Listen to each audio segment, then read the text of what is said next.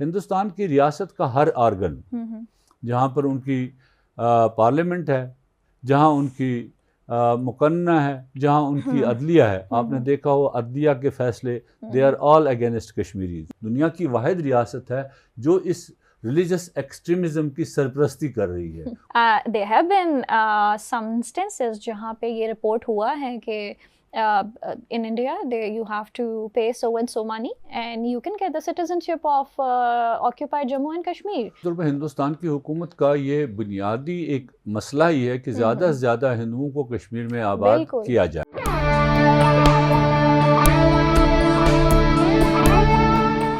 ये radio Pakistan podcast है। अस्सलामुअलैकुम and welcome to another episode of Radio Pakistan World Services. मैं हूं ज़ुबैदा अब्बासी, आपकी होस्ट एंड प्रोड्यूसर। नाजरीन और सामीन, कश्मीरी अवाम पिछले 7 दहाइयों से ज़ायद अरसे से अपना हक़ खुद इरादियत के लिए एक सब्र आज़मा और तवील जद्दोजहद करते आ रहे हैं, जो 1947 की तक़सीम से शुरू होकर आज तक जारी है। इस दौरान लाखों कश्मीरियों ने अपनी जानों का नजराना पेश किया, हज़ारों घर उजड़े और पता नहीं कितनी नस्लें कर्फ्यू के ज़ेरे साया अपनी ज़िंदगी की भीख मांगते हुए जबर और बंदूक के साए में परवान चढ़ीं।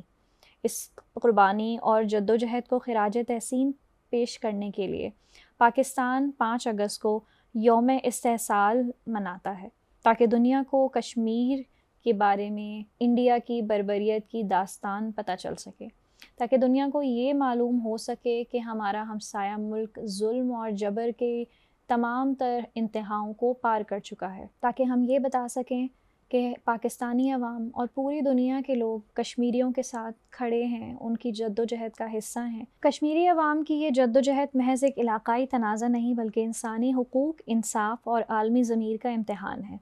जब तक अक़वाम मुत्तहिदा की करारदादों पर अमल दरामद नहीं होता और कश्मीरी अवाम को उनका हक़ खुद इरादियत नहीं मिलता, पाकिस्तान और दुनिया भर में बसने वाले कश्मीरी और पाकिस्तानी इस आवाज़ को बुलंद करते रहेंगे। यौम इस्तेहसाल कश्मीर हमें ये याद दिलाता है कि जुल्म ख्वाह कितना ही तवील क्यों ना हो, हक़ की जद्दोजहद कभी रायगा नहीं जाती और कश्मीर की आज़ादी का ख्वाब पाकिस्तान की ख़ारजा पॉलिसी और अवामी जज्बात का एक अटूट हिस्सा है और रहेगा, जब तक कि ये हक़ हमें वापस नहीं मिल जाता।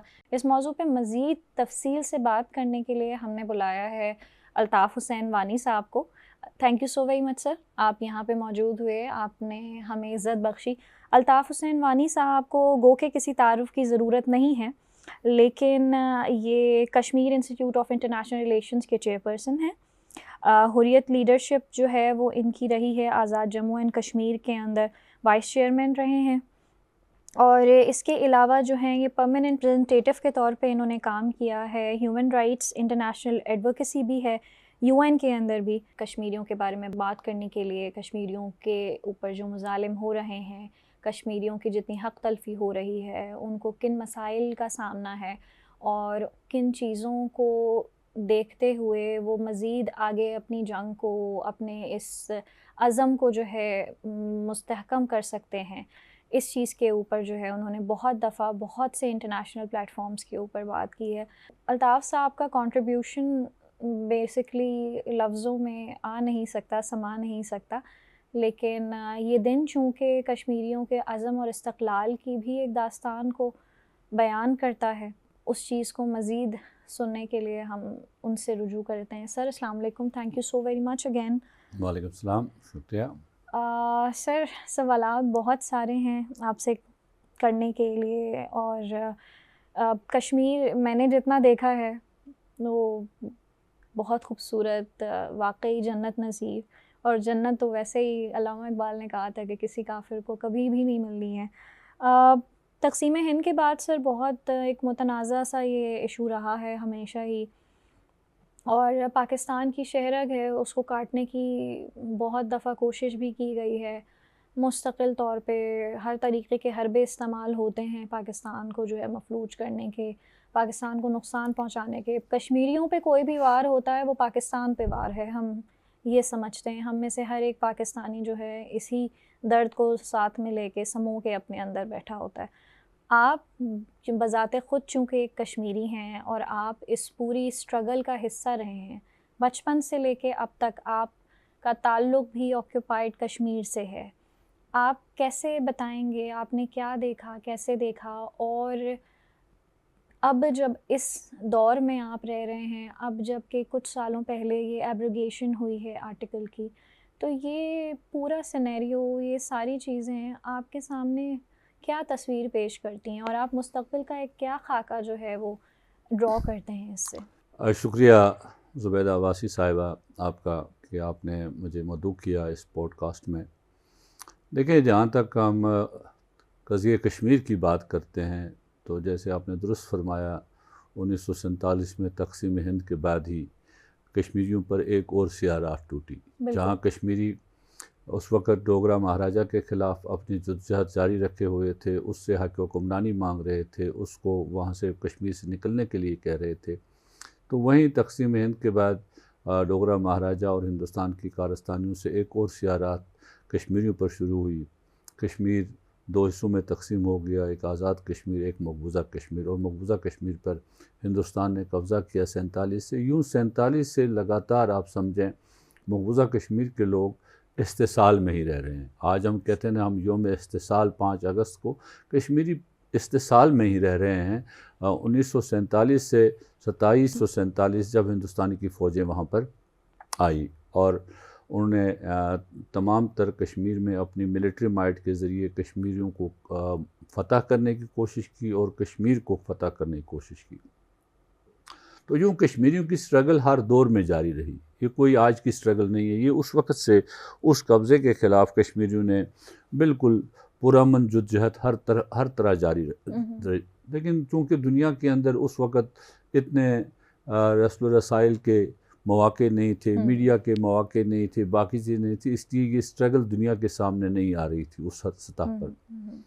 लेकिन कश्मीरियों ने ये जो मौजूदा स्ट्रगल है 1989 में जिस तरह से शुरू की, जो सिलसिला शुरू किया, एक तरह से दुनिया को एक पैगाम दिया कि एक कौम है जो अपना है खुद इरादियत मांगती है, जिसका मुतालबा जिसको मंजूर किया अक़वाम मुत्तहिदा की सिक्योरिटी कौंसिल ने, और जिसके लिए हिंदुस्तान ख़ुद अक़वाम मुत्तहिदा में गया है। तो यूँ ये स्ट्रगल एक शुरू हुई कश्मीर के अंदर। तो कश्मीर को हिंदुस्तान ने एक ओपन एयर प्रिजन बना दिया। जैसे यूरोपियन यूनियन की एक रिपोर्ट आई थी 1995 में, they described Kashmir as the open air prison, कि किस तरह की वहाँ फ़ौजें हैं। ये तो उस वक़्त फ़ौजें कम थी उस हिसाब से, इस वक्त तो 10 लाख के करीब हिंदुस्तान की फ़ौज वहाँ पर है। 5 अगस्त 2019 के बाद मज़ीद फ़ौजें उन्होंने वहाँ पर बुलाई और तमाम तर सियासी क़यादत को गिरफ़्तार किया, नौजवानों को गिरफ़्तार किया, ह्यूमन राइट्स डिफेंडर्स को गिरफ़्तार किया, जर्नलिस्ट को गिरफ़्तार किया। ये तमाम चीज़ करने के बाद हिंदुस्तान ने एक नया जो नैरेटिव है दुनिया के सामने भेजने की कोशिश की।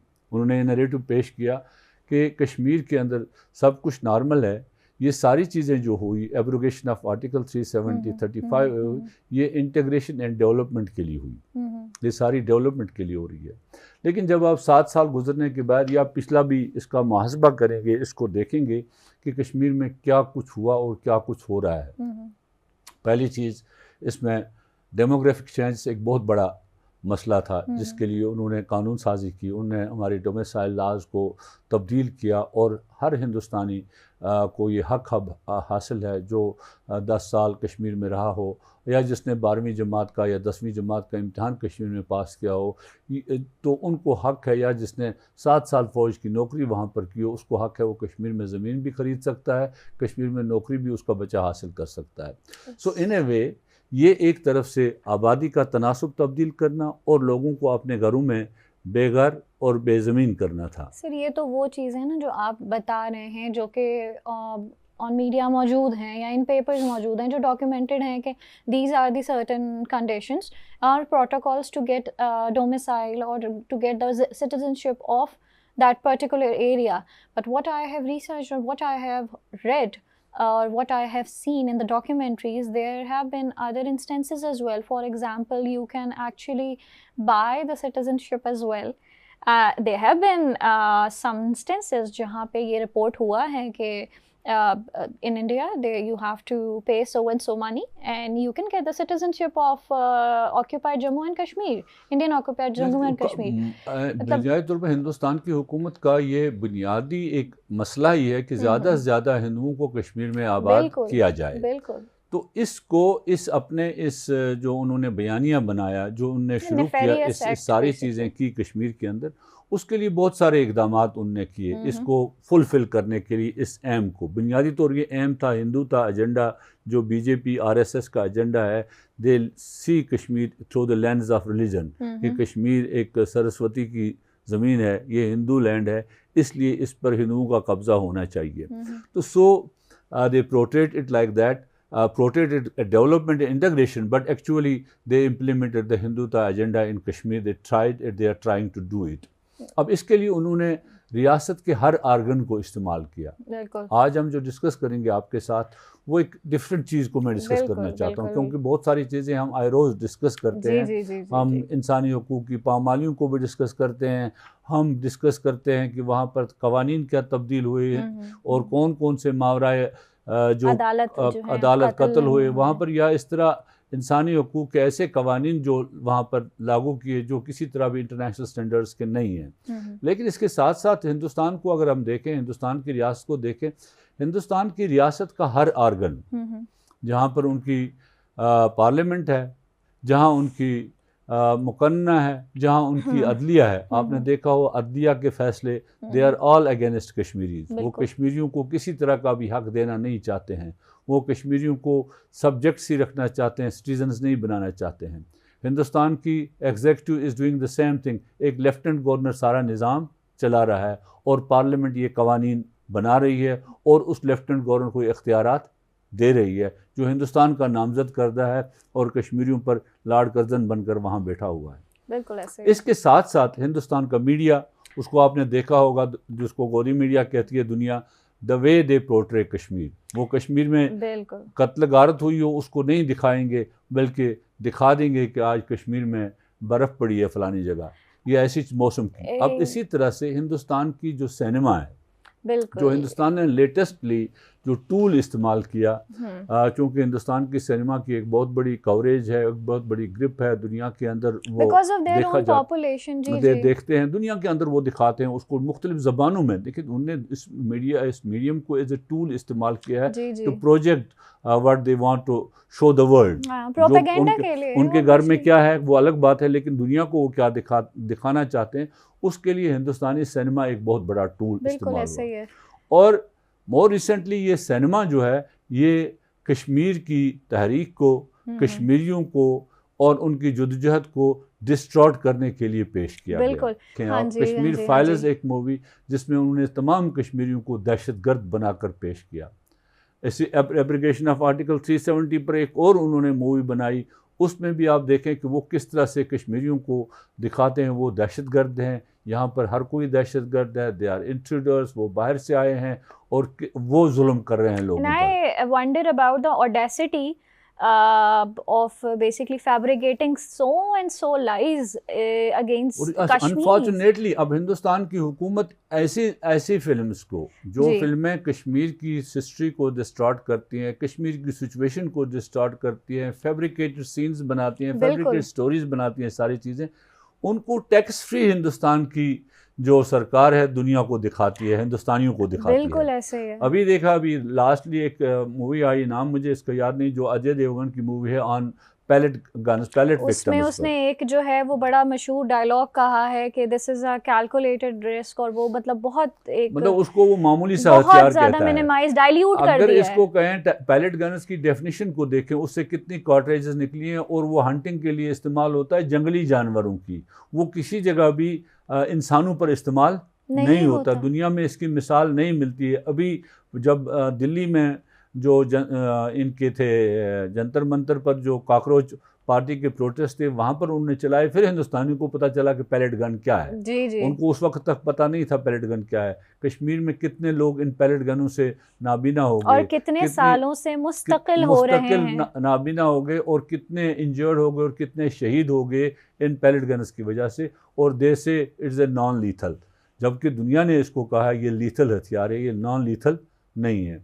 अब इसी चीज़ को सिनेमा पोर्ट्रेट करता है, ये तो कोई ऐसी चीज़ नहीं थी, कश्मीरियों ने वैसे इस पर शोर कर दिया। तो ये सारी चीज़ें, और फिर पाकिस्तान को और कश्मीरियों को पाकिस्तान के अंदर उन्होंने वो एक जो बनाई थी रामान डकेट के नाम से वो फिल्म बनाई थी, वो सारी चीज़ें, इसके साथ बहुत सारी ऐसी वो अभी फिल्में बनी है इंडिया में जो टोटली दे आर डायरेक्टेड, जहाँ कोई विलन दिखाना हो उसका नाम जरूर मुसलमान का होगा। वो रिलीजनल इतने ज़्यादा होते हैं कि वो बेसिकली अगर किसी चीज़ को बताएं तो वो मुसलमान ज़रूर होगा, तो मुसलमान का नाम उसमें आ जाएगा। So the Indian media, the print, electronic media and then cinema. और अभी रिसेंट आपके आने से पहले मैं रिपोर्ट ये पढ़ी थी कि आपके जो रेडियो पाकिस्तान है, इट हैज़ बीन बैंड, उसकी सर्विसेज जो हैं वो वहाँ पे इंडिया में बैन हो गई हैं। ये 5 अगस्त यौम इस्तेसाल को रेडियो पाकिस्तान तो बहुत बड़ी बात है। रेडियो पाकिस्तान एक बहुत बड़ा इदारा है। Radio Pakistan is voice of people of, they project the Pakistan, they project the people of Pakistan, they project the development Pakistan and also they project the cause of Kashmir, जो हिंदुस्तान देखना नहीं चाहता है। I am basically representing the unit of world services and then in parallel external services as well। तो हमारी जो coverage है वो तो डायरेक्टली केटर कर रही होती है आपके रीजनल ऑडियंसेस को और आपका जो इंटरनेशनल ऑडियंसेस हैं उनको। तो ये तो आप समझ लीजिए कि सबसे ज़्यादा एक कहा जाए तो बहुत बड़ी चीज़ है। रेडियो पाकिस्तान बहुत बड़ी चीज़ है, बहुत बड़ा आला है। मेरे जैसे एक आम आदमी का ट्विटर बैन है हिंदुस्तान में, फेसबुक मेरा बैन है हिंदुस्तान में। Nobody can like even my post on Facebook. उन्होंने तो इसके ख़िलाफ़ जो फेसबुक को भी और ट्विटर को भी लिखा कि इसको बैन किया जाए, लेकिन they have been kind enough कि उन्होंने मेरा बैन नहीं किया, लेकिन इन इंडिया में उन्होंने बैन कर दिया। इंडिया में रेस्ट्रिक्टेड है, वहाँ नहीं देख सकते हैं। सो ये एक आम, इसी तरह जितने भी कश्मीरी एक्टिविस्ट हमारे हैं बैरूनी दुनिया में हैं, यहाँ पर हैं, उनके सारे सोशल मीडिया अकाउंट्स बैन है कश्मीर के अंदर। और बहुत सारे लोगों के ख़िलाफ़ FIRs दर्ज हैं कि ये हिंदुस्तान के ख़िलाफ़ ऐसी ऐसी मुनाफरत फैला रहे हैं, वेजिंग वार अगेंस्ट इंडिया। आपने देखा होगा कि अभी हाल ही में एक फ़ैसला हिंदुस्तान की अदालत ने दिया, NIA कोर्ट ने आसिया इंद्राबी के खिलाफ और उसके साथियों के खिलाफ 30 साल की सज़ा उनको दी गई। और रीज़न क्या दिया? केस था टेरर फंडिंग केस, और फैसला दिया गया था कि आपने 1996 में एक जुलूस निकाला था, उस जुलूस में आपने एंटी इंडिया नारे लगाए थे, you waged the war against the state and so on and so fourth.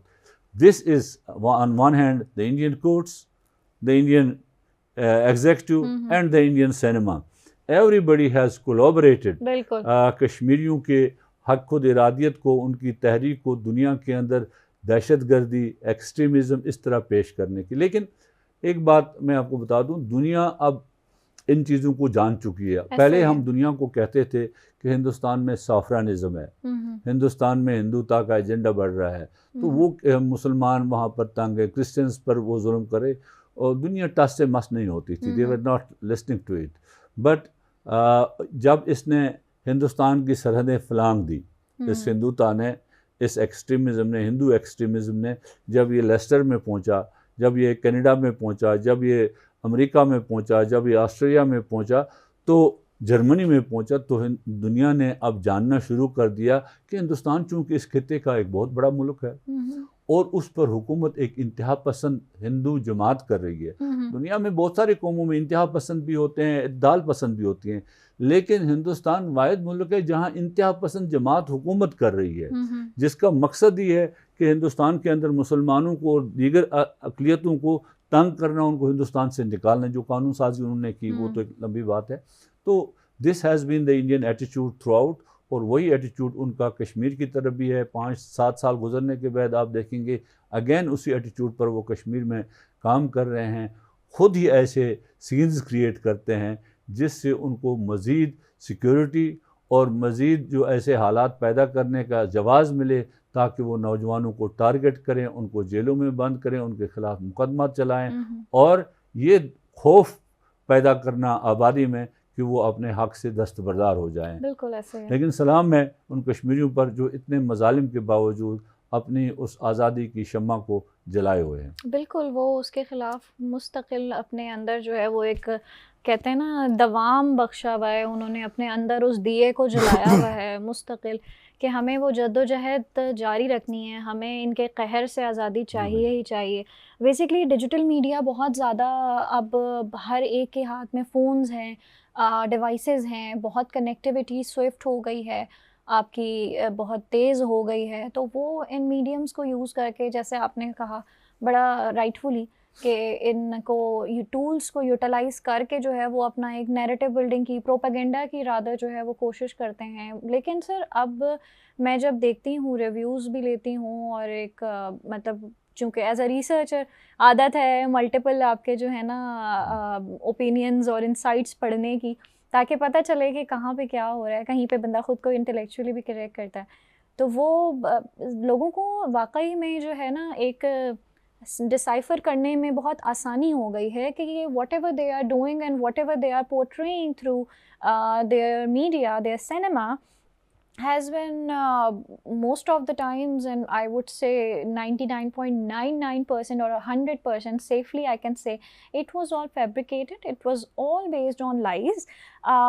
Even though I would say back in 2023-24 perhaps, yeah, it was 23 perhaps, we were researching on Pulwama incident, so we came to know that there were statements of their own governor who stood against their the party. Exactly, जब पुलवामा का वाक़ा हुआ उस वक़्त का जो governor था जी उसने बाद में इंटरव्यूज़ में ये कहा कि ये किस तरह से ये वाक़ा हुआ और मैंने क्या क्या मांगा था, नहीं दिया गया, और जब ये वाक़ा हुआ तो मैंने जब प्राइम मिनिस्टर को बताया कि ये वाक़ा हमारी गलती की वजह से हुआ, इससे होगा, उसने कहा इसको इसी तरह जाने दो।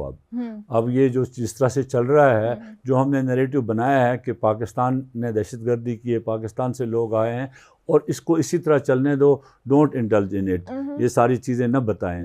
तो हमेशा से हिंदुस्तान ने जो भी लोग आए हैं वहाँ पर, जो भी हुकूमत आती है, वो कोई न कोई फॉल्स नैरेटिव, फिर वो अपने मीडिया को जो उनकी जो स्ट्रेंथ रही है, दैट रिमेन देयर मीडिया, उनका प्रिंट और इलेक्ट्रॉनिक मीडिया और फिर cinema, it remain their strength को वो दुनिया में बताते थे। लेकिन मैंने आपको बताया ना कि 2025 का अभी जो ऑपरेशन सिंदूर और ऑपरेशन बुनियान मरसूस हुआ, इसमें पहली दफ़ा हिंदुस्तान को मुँह की खानी पड़ी, क्योंकि उनका मीडिया इतना बेलगाम हो गया। उसने लाहौर में बंदरगाह बनाई, उसने किसी और शहर में कुछ और बनाया, तो इस तरह से इसको पोर्ट्रे किया। तो उससे दुनिया को पता चला, दुनिया की ऑडियंस, क्योंकि हिंदुस्तान में अंग्रेज़ी मीडिया भी यही कह रहा था, उर्दू मीडिया भी यही कह रहा था, दुनिया को वो दिखा रहे थे अपनी चीज़ें, तो उससे ये पता चला कि how Indian media can mislead the audience, जो लगातार मिसलीड करती है ऑडियंस को, अपनी ऑडियंस को भी मिसलीड करती है इन अ वे to cement the vote bank of the Hindu extremists, that this was necessary for the security of the state, और जो इंटरनेशनल ऑडियंस है उसको मिसलीड करती है, देखिए हम कितनी बड़ी ताकत हैं और हम क्या कुछ कर सकते हैं, we are the power, we can manage the security of the region, हमें ये इख्तियार है, shining India and Vishwa Guru India and so on and so forth, they want to sell, but unfortunately 2005 ने उनको इस तरह से एक्सपोज की, 2025 में के वाक़ात ने उनको एक्सपोज किया दुनिया में, जहाँ मिलिटरीली किया वहाँ नैरेटिवली भी किया, और उनके मीडिया ने जो नैरेटिव क्रिएट किया था दुनिया में, उसको दुनिया ने एक्सेप्ट नहीं किया। वहीं मैं पाकिस्तानी मीडिया को ये ज़रूर खराज तहसीन पेश करना चाहता हूँ कि चाहे पाकिस्तान रेडियो हो, टेलीविज़न हो, हमारी प्राइवेट चैनल्स हों, या जो भी हमारे ओपिनियन मेकर्स हो, उन्होंने किसी जगह भी कोई एग्जरेशन इसमें नहीं की, व्हाट वाज रियलिटी उसको दिखाया, और तभी हमने हिंदुस्तान के उस नैरेटिव को डिफीट किया, जहाँ मिलिट्री माइट हमारी कामयाब हुई, वहाँ हमारे नैरेटिव दुनिया में ज़्यादा कामयाब हुआ। सर, उस नैरेटिव की वजह से बड़ी कामयाबी सर आपको मिली। इंटेलेक्चुअली बायस्ड नहीं है ना हम। बात ये है कि हमारा मीडिया, एक तो ये है कि 2025 की आपने बात की, मैं उससे थोड़ा सा पहले जाऊंगी। 2019 बालाकोट एपिसोड के अंदर अगर हम जाएं तो हमने ब्रॉड डे लाइट के अंदर जो है वो एग्जिबिट किया था कि आप कितने बड़े जो है वो मतलब आप झूठ बोल रहे हैं और आप सरदार हैं झूठों के, और हम कितना जो है स्ट्रेंथ रखते हुए भी हमने कितना कैलकुलेटेड असेसमेंट करके जो है आपको सिर्फ इतना बताया था कि we can do this, basically we can protect our self, our defence is impregnable and we can defend our self, we can not let anyone even cast a eye on our sovereignty, right? 2019 में भी उनके media ने वही रात में जो है उसकी तरह जो है कहते हैं ना कि एक कौवा मार कर कहा कि हाँ जी बिल्कुल, कौवा तो वो बेचारा वैसे ही मर गया था वो, और रात में कहते हैं बिल्कुल खौफजदा हो के डरते डरते जो है उन्होंने कोशिश की कुछ करने की, and then they have started celebrating those things as well. That was too much, right? Audacity I would say again. ये चीज़ हमारे मीडिया के, पाकिस्तानी मीडिया की, मैं ये भी बड़ा अच्छा वो करूँगी कि हम बदतमीज़ नहीं हैं, कम अज़ कम this is my observation. We don't shout on people, we let people complete whatever they are saying, their sentences, their opinion. We tend to hear them, whether they are people from opposite insights, opposite opinions, whatever they have to say, we let them complete, we let them finish, you know, we let them see ourselves. 2019 में भी I'm certain वो सबके सामने वो बात हुई थी कि फोर्सेस बाकायदा कश्मीर वो बालाकोट लेके गए थे और उनको इंस्पेक्ट करवाई गई थी, वो पूरी साइट्स दिखाई गई थी, और उसके बाद जो है वो सारा डेबरी दिखाया गया था, सारी चीज़ें ना। यहाँ पे भी इसी तरह हुआ 2025 के अंदर ही कि भाई वो इतने सारे राफेल्स और ये सारा चीज़ें, पहले तो वो मान ही नहीं रहे थे, उसके बाद फिर जो है वो तो स्टार्ट तो हुआ हुआ था। बात ये है ना सर कि 2019 में स्टार्ट तो हुआ हुआ और लोगों को रियलाइजेशन हमेशा से रही है, ये मैं ये कहूँगी। 2025 में उनके पास और कोई ऑप्शन नहीं था कि वो पाकिस्तान को या पाकिस्तान की सुप्रीमेसी को इस पूरे इक्वेजन में किसी भी तरह जो है ना वो अंडरमाइन करते। उनके पास और कोई ऑप्शन नहीं था कि वो इस बात को मानते कि पाकिस्तान की फतह हुई है। अल्हम्दुलिल्लाह रब्बुल आलमीन, पाकिस्तान की फोर्सेस ने बेइंतहा एक पुरज़म तरीक़े से और बड़े ज़बरदस्त अंदाज़ में अल्लाह की मदद से जो है ना वो फ़तह हासिल की है, कामयाबी हासिल की है। ये हमेशा से रहा ही है। हमें इस बात को भी, और एक इसमें एलिमेंट ये भी है सर कि हमारे जो डिप्लोमेटिक कोर है, हमारी जो एम्बेसडर्स हैं, सफारतकार हमारे, और जितने भी लोग UN रिप्रेजेंटेटिव्स हैं, आपने भी वहाँ पे काम किया है एज अ रिप्रेजेंटेटिव, तो उनकी बड़ी जो है ना काविशें हैं इस पूरे नैरेटिव को पोर्ट्रे करने में, सही बात बताने में, कन्वे करने में, कम्युनिकेट करने में, और उसके बाद जो है वो सारी चीज़ों को एक सामने लेकर आने में।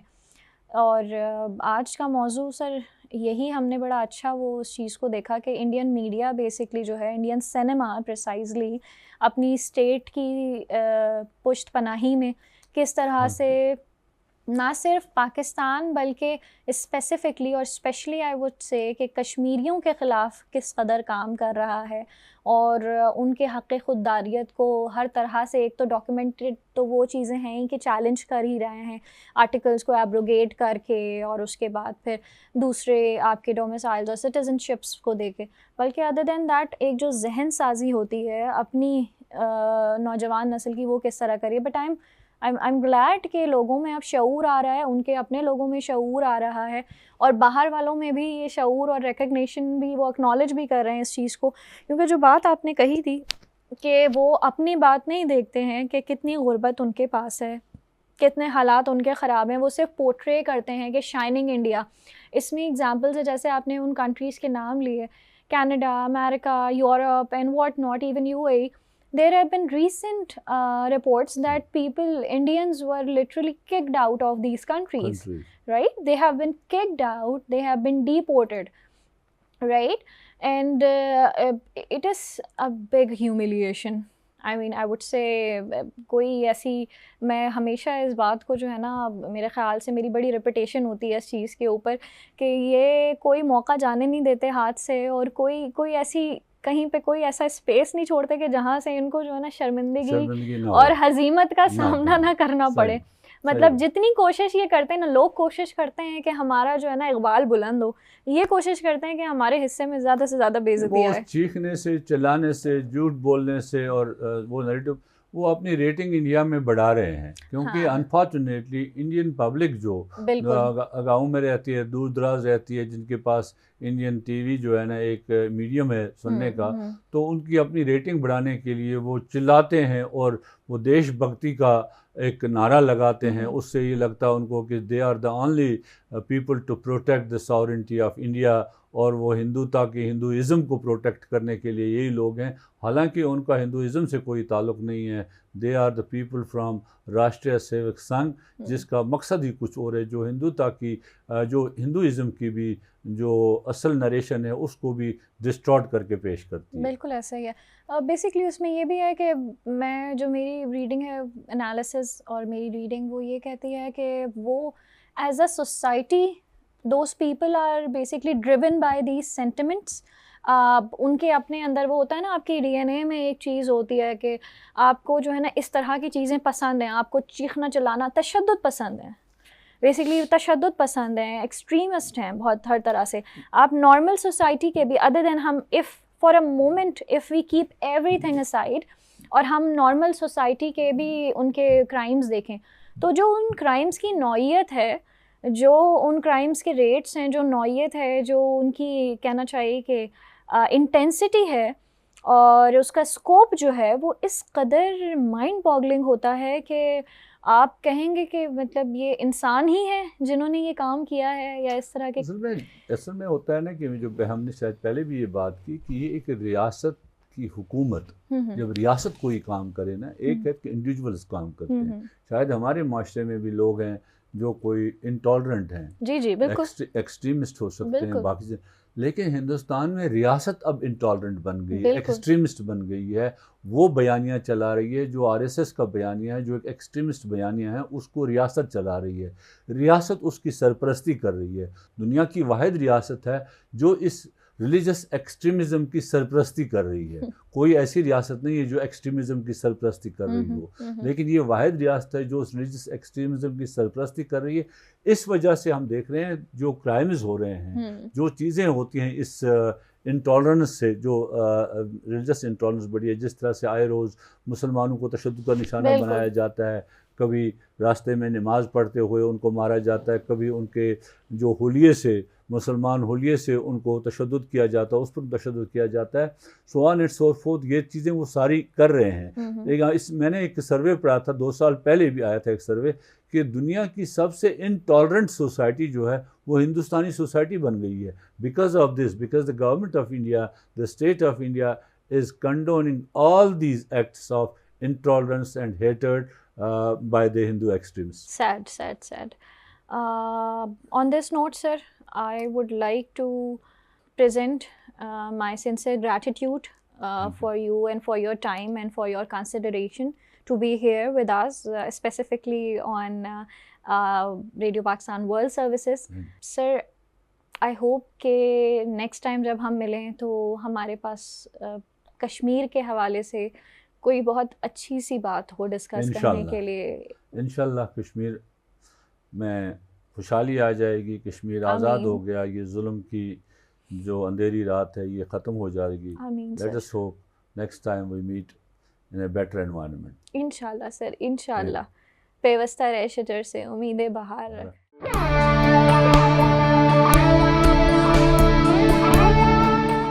ये रेडियो पाकिस्तान पॉडकास्ट है।